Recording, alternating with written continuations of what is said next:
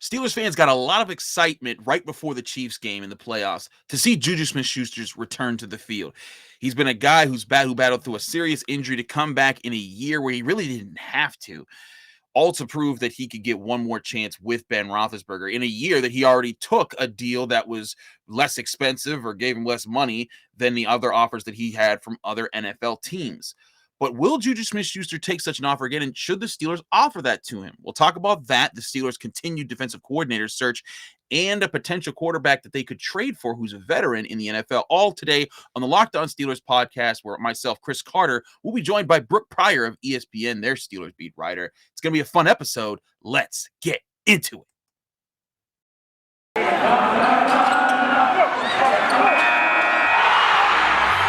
You are Locked On Steelers, your daily Pittsburgh Steelers podcast, part of the Locked On Podcast Network, your team every day.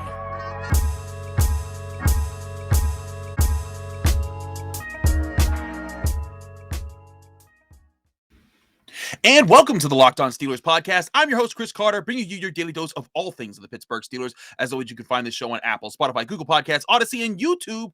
Be sure to hit the like button on this video if you're watching on YouTube. Hit the subscribe button to the channel to get all of our daily content. If you want to support us, give us a 5-star review on Apple Podcasts with a positive comment all at the same time, and you really help all the show. Thanks for making us your first listen every day. Joining me today is Brooke Pryor of ESPN, returning to the show.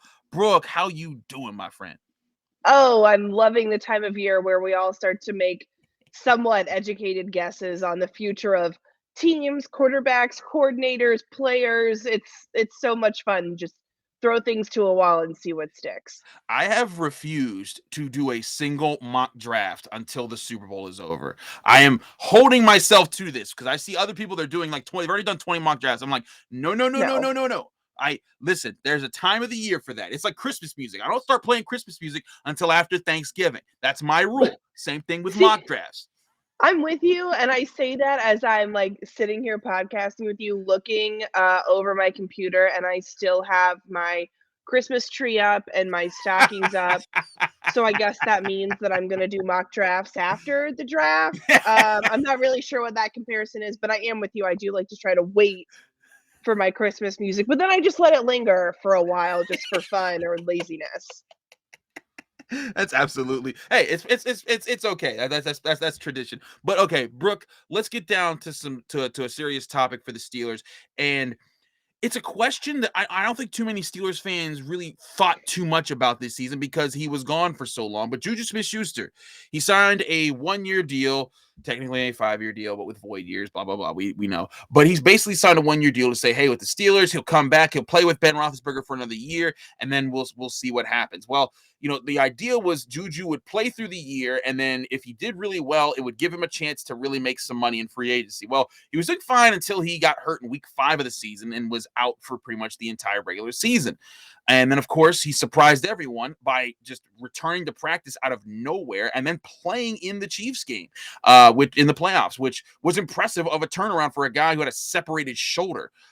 So, you know, a lot of heart there. A lot of fans love JuJu Smith-Schuster. He's been a tough guy. He's been a warrior. But now the question comes, is he a guy the Steelers should think about keeping around? I know a lot of people were talking about how he was the 3rd best receiver and this, that, and the 3rd on the team. But, you know, you looked at the inconsistencies you saw from Chase Claypool. He did not take the step forward people hoped he would. You saw how Diontae Johnson started really strong, looking like a really good wide receiver 1 for several weeks to open the season. And then in the final month and a half, just fell back into dropping the ball, not being consistent. And now, right now, there is no definite, hey, that's my guy at wide receiver on this team, which is odd to say about the Steelers. Does that put the Steelers in a situation where like they really should consider keeping him around? Yeah, I think so. I mean, to me, JuJu is the glue guy at that wide receiver position. And not only that, excuse me. You're fine. Not only is he a glue guy, he's the one dependable threat, even if he isn't as explosive as he was earlier in his career or as flashy as he was earlier in his career. He's the guy that can make a catch, that has a very limited number of drops, and can also do the dirty work, pick up the yards after catch, lay the blocks, do the tough, grinded out work that I think this wide receiver position as a whole really lacked once he went out. And I think, a guy like James Washington is capable of that, but he wasn't getting on the field enough. He is also a free agent. I don't think he returns to the Steelers by any means because he was trying to force his way out during Yeah. training camp when he kind Yeah. of saw the writing on the wall. But Diontae Johnson and Chase Claypool are not the same kind of receiver that JuJu can be and is when he's healthy. I really think that the Steelers need to make a strong push to keep him around. Either they give him another year deal, or he's been kind of throwing out the 3 to 4 year numbers where he wants some more security with the team that also gives him a chance to hit the open market again while he's still young enough to get another big contract. I just think that he's a guy that has a lot of not only intangibles, but also just on the field, they need that guy over the middle that can be consistent, that, they're not worrying about like a Diontae where he's really hot, but then he gets really cold really fast. Like JuJu doesn't do that. He's consistent. He can make some splash plays. He can make some plays that can really change a game. But I think the good thing about him is and it's crazy to say this when you think about the maturity conversations that we've had about the Steelers. JuJu is one of the most, I think, mature players in that room, even with all the TikTok dances. Like, I know people are going to come for me like, oh, you're saying a guy that does TikToks is mature. Yes, newsflash, you can be both. I think in terms of on the field in a game, he brings a maturity that it seems the rest of the group kind of lacks. And to me, that makes him worthy of another contract from the Steelers. And to me, that's a big thing here. I also think the profile of what JuJu does on offense would really fit what the Steelers might become in the next year or two while they wait to find out who's going to be their quarterback of the future and become more of a predominant run team with a defense. If they do what we expect to invest in the offensive line, maybe not try to get their next heir right away and say, hey, let's build the team up. Let's rebuild the defense with depth players so it can become a superstar unit again. Let's get Najee Harris the lineman he needs to be a dominant run force and get just a game managing quarterback. That's what Hines Ward built his career on before Ben Roethlisberger got there. And even while Ben Roethlisberger was there for the early part, he didn't have stellar quarterback play. Hines Ward was just a guy that was over the middle, got the tough yards, did the tough things. And JuJu is a guy that often gets compared to Hines Ward because he does the over the middle things. He works out the slot. He blocks really hard. And he's kind of that guy. He's not super fast. He's not super tall. He won't out jump anybody, but he just gives you that consistent effort and that maturity, like you said, to focus in games. I do think that there's a value that could fit there. And then contract wise, the Steelers do have him for 4 more void years on the books of $1.4 million a year, so $5.6 million overall. You could look at that and say, hey, JuJu, let's offer you a little bit more money. Let's get you on the books. You won't make a ton here, but maybe it's a 1 year, maybe it's 2, 3, 4 years. But you could say, hey, by the time say this, they give him 4 years. By the time that 4-year contract is done, he'll be 29 years old. That's prime time for a receiver to get a big deal. And who knows where the NFL salary cap will be by then, because it keeps increasing every year with them adding more games. Who knows? We're paying 21 game seasons by then. And just the salary cap's like 500 million.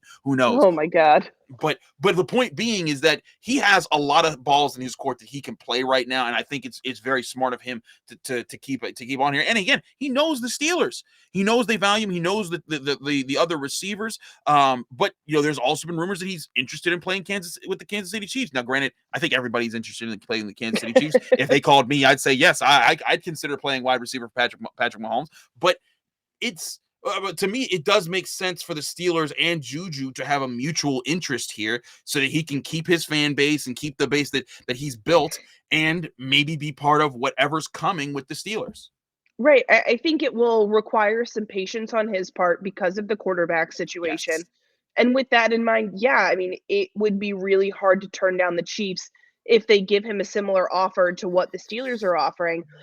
The difference in Kansas City, though, is that they already have marketable stars. So for JuJu, I think is he okay being just one of the guys who can be a contributor, but he's not going to be the crux of the offense in Kansas City. He's not going to be the guy. He's probably going to be number 3, maybe even number 4. And especially on a list of like marketable stars, I'd say he's 4, maybe 5 when you add like Tyrann Mathieu into the mix. If you stay in Pittsburgh, he's an indisposable part of the offense. He's also the face on the offensive side, kind of along with Najee Harris, obviously. But he is one of the stars here, and he's made such a big brand on being the face of a team. He continues to get to do that in Pittsburgh. He said he likes that Pittsburgh lets him be himself. The Chiefs are also really good, I think, in letting players be themselves and express themselves. Andy Reid's very big on that. So I think that he would find kind of a similar locker room there, but you wonder what he wants out of a team. And if he wants to join a super team like the Chiefs, don't blame him at all.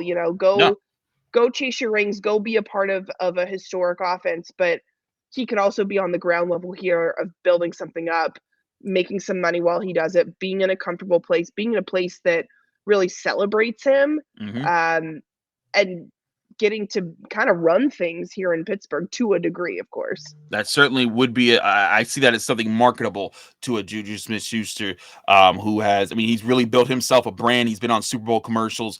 He's made himself a face in the NFL. He could continue to do that if the Steelers. I mean, again, Mike Tomlin, the Steelers, in a year with Ben Roethlisberger being at the worst of his career, a bad offensive line, a defense that had holes in it with injuries and other roster concerns, they could address several of those things by next year and be a better team, and he again have a chance to be a part of it and maybe even be the lead receiver of that group. So certainly things to consider there moving forward. But we got to talk more about the defensive coordinator search. It has continued to expand for the Steelers. They continue to request interviews for other candidates. We'll discuss the newest person and what the Steelers might actually have in store for the defensive coordinator position and other vacancies on the defensive coaching staff. But first, I got to talk to you about Get Upside. Hey, Steelers fans, this is Chris Carter with an incredible app everyone who buys gas needs to know about. It's called Get Upside. My listeners are earning cash back for every gallon of gas every time they fill up. Just download the free Get Upside app in the App Store or Google Play right now. Be sure to use the promo code TOUCHDOWN for 25 cents per gallon or more on your first fill up. And you'll get cash back right away. Don't pay full price at the pump anymore. Get cash back using Get Upside. Just download the app for free and use promo code TOUCHDOWN for 25 cents per gallon or more on your first tank. Some people who drive a lot are making as much as $200 or $300 a year in cash back, and there's no catch. The cash back gets added right to your account. You can cash out anytime to your bank account, PayPal, or an e-gift card for Amazon and other brands. Just download the free Get Upside app and use promo code TOUCHDOWN to get 25 cents per gallon or more cash back on your first tank. Again, that's promo code TOUCHDOWN on the Get Upside app.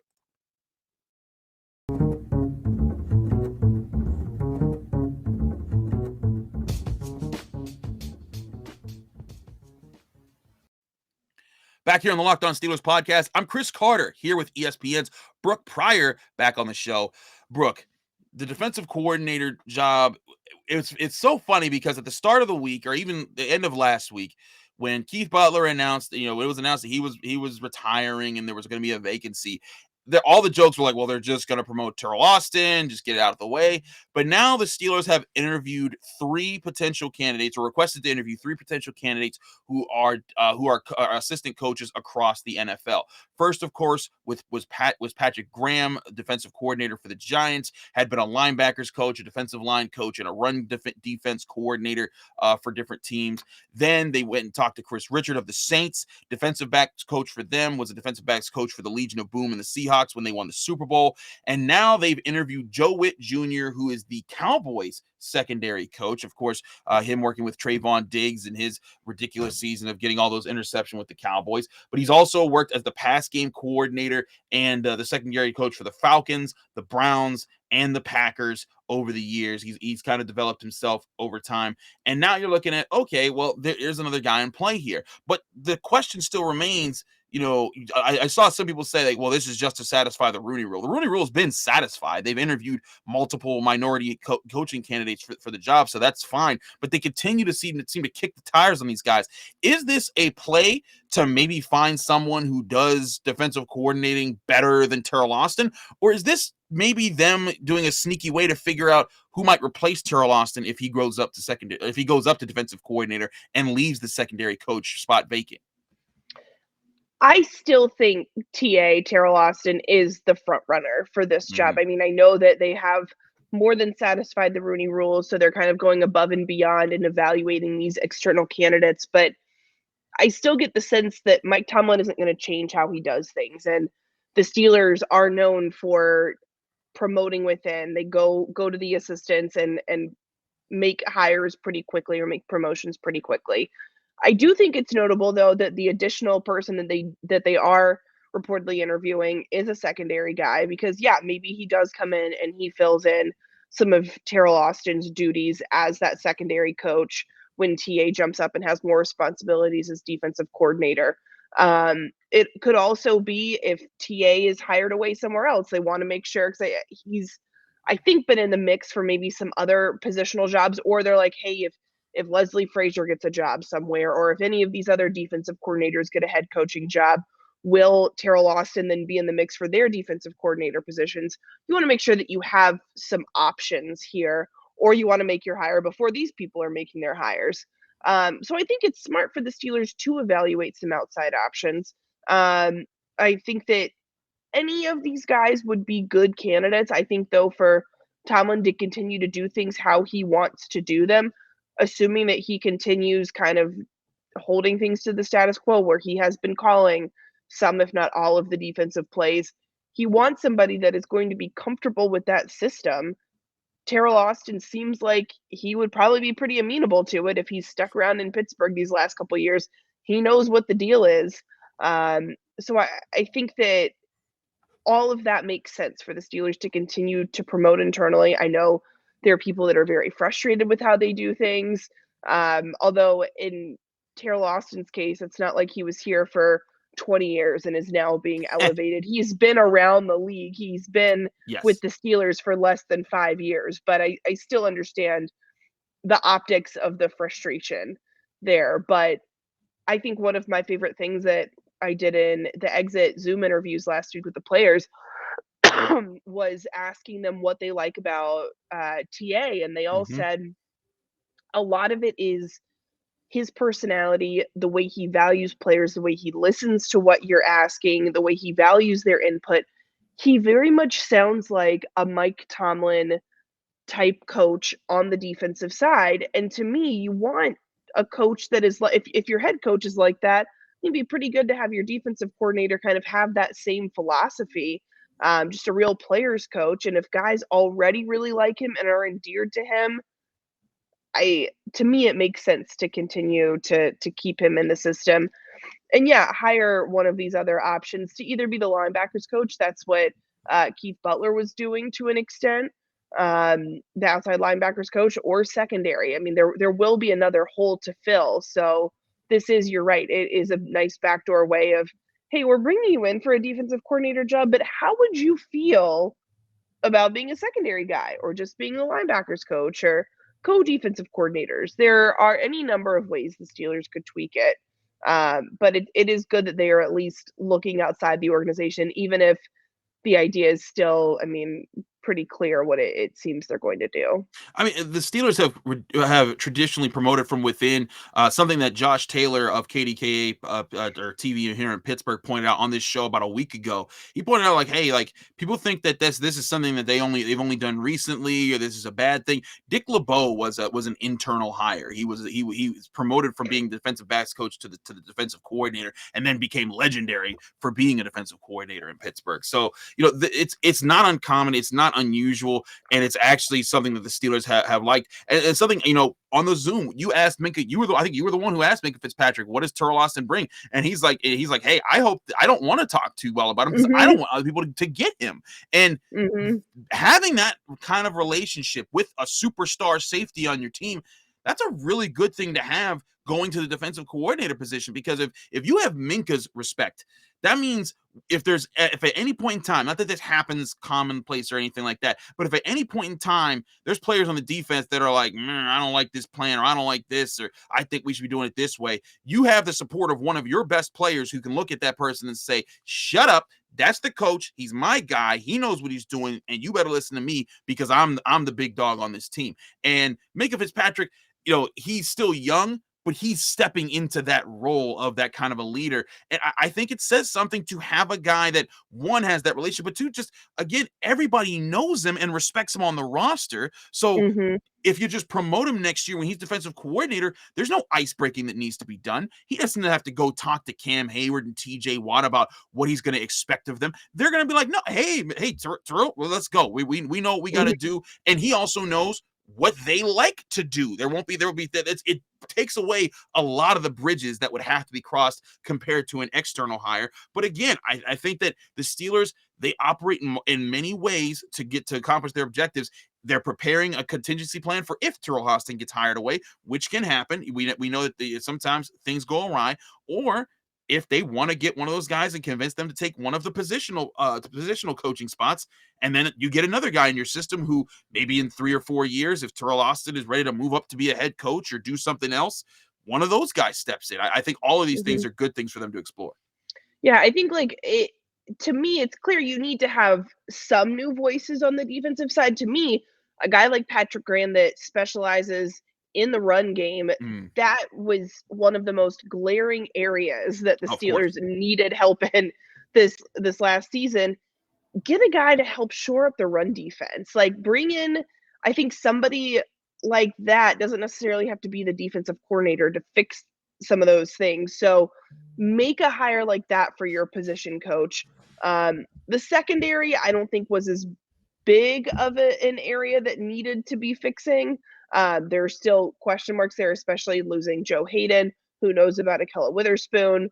There are things that need to be tweaked there, but to me, it's important to bring a guy in that can coach up front in the run game as a whole to help some of that stuff, and then still promote Teryl Austin. I think will be how all of that shakes out. Absolutely. I think that's going to be one of the more interesting things. We'll see how much longer this search takes. The Steelers can take their time as they do so to see what happens here. But we got to take another quick break. When we come back, there's a certain veteran quarterback who's still in the playoffs right now, who a lot of people are pointing at and say, the Steelers, maybe he could go there next year. I don't know. We'll explore who that quarterback is and the realities / maybe a little bit of imagination that people are doing to make that a possibility moving forward. But first, we got to talk to you guys about betonline.ag. Betonline.ag would like to wish you a happy new betting year as we continue our march through the playoffs and beyond. With the conference championships coming up, there's no better place to make your best sports wagering action for the 2022 season than betonline.ag. With a new year, they have a new updated desktop and mobile website, and you can sign up today on betonline.ag to receive a 50% welcome bonus on your first deposit. Just be sure to use the promo code LOCKEDON. That's LOCKEDON, locked on, all capital letters, all one word, and you'll get that 50% welcome bonus when you sign up at betonline.ag. From football to basketball to hockey to boxing to UFC, right down to your favorite Vegas casino games, don't wait to take advantage of all of the amazing offers available for the 2022 season at BetOnline, the fastest and easiest way to bet on all your favorite sports, and BetOnline, where the game starts.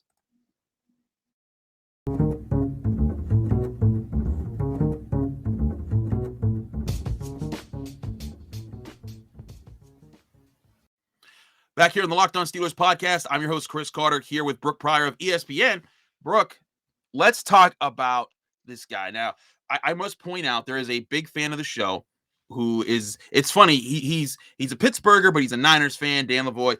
Dan the Man. I always call him Dan the Man. He's a funny guy on Twitter. But he has been telling me for like years, the Steelers should go get Jimmy Garoppolo. The Steelers should go. I'm like, Dan, if you're such a Niners fan, why don't you just keep him? Huh?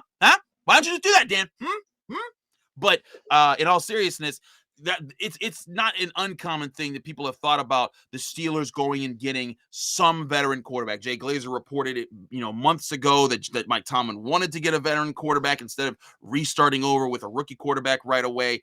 And Jimmy Garoppolo is a name that starts to get floated around a bit. Why? Because, well, one, he's been to a Super Bowl. He's now in an NFC Championship with a chance to get to another Super Bowl, and he's on a team that they have Trey Lance. They have their supposed quarterback of the future with the San Francisco 49ers. So maybe they'd be willing to unload him and say, hey, let's see what we can get for him. But Brooke, I've talked about on this show why Aaron Rodgers doesn't make sense for the Steelers, why, any of these other quarterbacks that would be heavily expensive against the salary cap and heavily expensive in draft picks to acquire just wouldn't make sense. But is Jimmy Garoppolo, who of all the quarterbacks that are still in the playoffs right now, Matt Stafford, Joe Burrow, Patrick Mahomes, and Jimmy Garoppolo, he's the ugly duckling. He's the guy that everyone's kind of looking like, okay, you're not the same as all the others here. Would that value be low enough that it would be an intriguing trade to give Steelers enough leverage in the trade to say, hey, we're going to offer this little amount of draft capital to take on Jimmy Garoppolo as a veteran quarterback? If I'm the Steelers, I'm not giving up more than a third-round pick, maybe like a third and a fifth, a third and a sixth, split over 2 different years, but I'm not giving up anything more than that. I would want San Francisco to eat a good amount of his salary. I agree with that. Yes. Because his cap hit next year is 26.9. Woo! That's a lot of money for just an average quarterback. I mean, he is not the reason that the 49ers are where they are. I mean, I was looking at his stats from the last couple games, and it's not pretty. He's thrown more interceptions than touchdowns against the Titans in their last 4 games. Titans, Rams, Cowboys, Packers. To me, Jimmy Garoppolo is not a guy that the Steelers are going to build their future around. He's a bridge guy. Mm-hmm. So if you trade for him and sign him, one way to lower his cap hit would be through an extension, but I don't think the Steelers want to give him a long extension here to spread out some of that cap hit. To me, he's not the long-term answer at quarterback. He's a bridge guy. That's a lot of money for a bridge guy. The Steelers also have so many other needs that they need to address that giving up a high draft pick, they need to fix their line badly. They've got to come up with another safety if they don't re-sign Terrell Edmonds, another corner maybe if they don't get Akello back or Joe Hayden back, inside linebacker. I mean, it's kind of funny. I think there's 2 different perceptions of the Steelers. There is the perception that from people I think that don't pay super close attention that, oh, well, all they need is a quarterback and they can be a contender. And then I think there's those of us that are watching this team on a daily basis or watching these games on a weekly basis going, oh, they are a long way away from just a plug-and-play quarterback. Here we go back to the playoffs. There are some significant concerns that they need to address that I don't think they can leverage all of this draft capital to go out and get a guy, whether it's Aaron Rodgers or Jimmy Garoppolo. And it would have to be a bargain price to bring in Jimmy Garoppolo. And even then, I guess you don't draft a quarterback in the first round if you bring in Jimmy Garoppolo. You wait a couple years for the quarterback classes to get better, but I think it's still just pushing off the inevitable. They draft a rookie and draft and develop him. And at this point, I think that you should do that from the outset. Maybe get a veteran guy in free agency, like a Jameis Winston or something, but someone that is much more reasonably priced. Yes. That you don't have to leverage all of your future to bring a guy in for a year or 2. That's my thing. You can't give up picks and salary cap space, because what they're doing here is now the Steelers, when Ben Roethlisberger retires and they make the necessary cuts on guys that have too big of contracts on the roster, they're going to have a good bit of salary cap space. You want to use as much of that space as possible to maybe get guys that are going to last you not just 1 or 2 years, but maybe 3 or 4 years, and bring you really good play at their positions through free agency. And then on top of that, you want to be drafting guys that are building you forward and setting up that roster for when you do want to get that quarterback. I did yesterday's episode with Tony Serino saying it makes sense. The 2023 NFL draft class may have at least CJ Stroud and Bryce Young in it. And if it has those 2 alone, that gives you say, hey, you know what? Maybe you can just, that's the year that you trade trade up. If you hit on free agency this year and hit on the draft this year, maybe you go into 2023 saying, you know what? We don't need a center as much because we got Tyler Linderbaum. We don't need to get offensive tackle as much because we paid for one in free agency. We don't need to get a second linebacker next to Devin Bush because we've already done that. We've accomplished all these goals. Maybe there's a depth defensive lineman or a guard here. It's something that you want to address. But that first round pick, you know what? We can cough up not only this year's first round pick, but next year's first round pick, and then a third or something else on top of that to go up and say, hey, one of these superstar quarterbacks that's coming up that has a bit of a higher pedigree than maybe a Kenny Pickett or maybe than a Desmond Riddler or a Sam Howell or Matt Corral or Malik Willis. Maybe that's the move there. So I'm with you on that. That makes a ton of sense. And again, you look at Jimmy Garoppolo's money. It makes no sense to commit to yourself to say, hey, you know what, we're just going to go all in and cost $26.9 million against the cap. Now, I do believe technically as is his contract would require the Niners to eat $1.4 million of that. But again, that's nothing in the large scale. That's not enough. That is not enough. They would need to take half of the 25. If they took 12 off, then I could say, you know what, Steelers for a fourth, maybe, but not even a third, because a third again got this team Alex Highsmith, who's looking like a really good number 2 edge rusher. Would you give up an Alex Highsmith for 4 years for 1 year of Jimmy Garoppolo? I don't think so.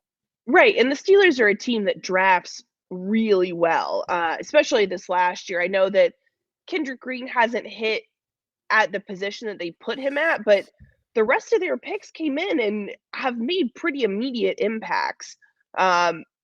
I just don't think that it's worth the draft capital. I also think that Jimmy Garoppolo, to me, is not enough of a significant upgrade over Mason Rudolph to justify bringing him in at a premium price. First of all, they look kind of similar, which is weird. But they are just I never thought about that. They're both Ken dolls. That would just be a lot of product on one team. The world couldn't handle that. It's better if we keep them separate. It'd be like two doppelgangers meeting each other. Like it'd be a Black Mirror episode. Black Mirror, reality TV show for sure. Like I just don't think that he has that much more upside than Mason Rudolph. Like, I don't think Mason Rudolph is the answer either, but they also don't have to pay him what they would have to pay Jimmy Garoppolo. Like, to me, why would you pay twice for the same thing and pay one, like, significantly more, you know? I don't know. To me, it's like if you get like Oreos and then you get the Target brand of Oreos, like, the regular Oreos they're going to be a little bit better, but like the Target brand Oreos are fine. And they also they satisfy a craving when you need it. So, and one is significantly cheaper than the other. There you go, right there. So what you're saying is Jimmy Garoppolo is just your regular old plain old Oreo, and Mason Rudolph is enough to get that. Now, to more to your point, avoiding analogies and us making jokes about an actual stat on Jimmy Garoppolo. This is calculated by Ian Hartitz, who's of Pro Football Focus. I know that name is going to ring, Steelers fans like PFF. Grr, we don't like them, but listen to this one. This is a stat where basically it's a measurement of comparing big time throws to turnover worthy plays in a season. So basically plays that should have been or were interceptions / sack fumbles versus throws that were, major completions, big plays down the field, major conversions, things like that. By measuring this statistic, now granted that's very subjective and you could play around with that a lot, but by measuring this statistic, there's a plus and a minus here. And if you're a minus, you're making a lot more of the bad throws than you are of the good throws. As the absolute worst on the season, Jimmy Garoppolo, by this stat, had a -16. So saying he had 16 more turnover-worthy plays, according to Ian Hartitz of Pro Football Focus, over the big-time throws. That was most in the NFL, tied with Mike Glennon. Tied for third, though, was Big Ben Roethlisberger and Tua Tagovailoa, so at -12. So looking at that alone, he's not the guy. And I think, some people may look at, well, he's in the NFC Championship game. Nick Wright said it best. Yes, there was a 17-point comeback in week 18 over the Los Angeles Rams that got them the win. But he does not get credit for putting out the fire that he started by stinking up in the first part of the. So that's where I'm at with Jimmy G, is that if Jimmy G came to the Steelers, cost them $10 million, no draft picks, I think that's livable. That's doable, but not for $25 million, nor for anything higher than a 4th round pick next year. Like I wouldn't even consider a 4th round pick this year. The Steelers are in such an important place right now where they need to find depth players, even starters and depth players, that they need those middle round picks unless they're getting something that's going to really help them down the run, build this team, this nucleus that they're trying to formulate after in the first part of the era after Ben Roethlisberger. Right. And I think too, this is also a different conversation if we're talking about like Derek Carr, for example, because Carr has more mobility than Garoppolo has. Like Garoppolo is also just a similar quarterback to Mason Rudolph and to what they already have on the roster. What they don't have is a guy with more mobility, which the rest of the division around them seems to have. You don't want to be the guy with the pocket passer while everybody else is playing this modernized version. I mean, I'm not saying that every team has to go out and get a Lamar Jackson, while it would be awesome. To me, there has to be a middle ground, and the Steelers need at least something more in that direction to add to the roster. Adding a Garoppolo would be taking a step back.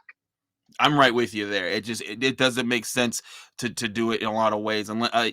So as long as he is a quarterback on the 49ers with that price tag and would require draft picks to acquire, I am saying no on Jimmy Garoppolo. Take that, Dan. If he ever brings it, I'm sure if he sees this, he will tag me on Twitter and give me some trouble for making this. But Brooke, thank you so much for taking the time to join us here on the Locked On Steelers podcast. You are a joy to have on the show whenever we get you. Let people know they can find you, follow you, and get more of the awesome work that you do. I'm on Twitter at BEPryor, and you can read my content on ESPN.com. Under the NFL tab. I'm going to go find some throat lozenges and a whole lot of water and Gatorade to clear this up. There you go. Find that. But hey, you can also see her whenever they're talking on Get Up. Like that's one of my favorite parts when I see Brooke Pryor be like, I'm about to be on Get Up. And I'm like, hold on a second. Let me turn that on right quick. So you can always catch her on TV on ESPN2, talking with Mike and all the guys there. So Brooke, thank you so much for joining us. You're a joy to have here on the Locked On Steelers podcast. We look forward to the next time you're on. I'm your host, Chris Carter. You can find me on Twitter and Instagram at Carter Critiques. You can find this show, the Locked On Steelers podcast, on Apple, Spotify, Google Podcasts, Odyssey, and YouTube. Like this video if you saw it on YouTube. Subscribe to our channel for all of our daily content. Remember to give us a 5-star review on Apple Podcasts for more. To get a shout at the end of the show, because we really appreciate those 5-star reviews. They really help us out. That's our Thursday episode. That means Friday's coming up. You know what that means? Jenna Harner and I go at it again in the picks. We're going to be talking about a whole lot more on your Pittsburgh Steelers. Stay tuned. We'll be back on your screens and in your ears tomorrow.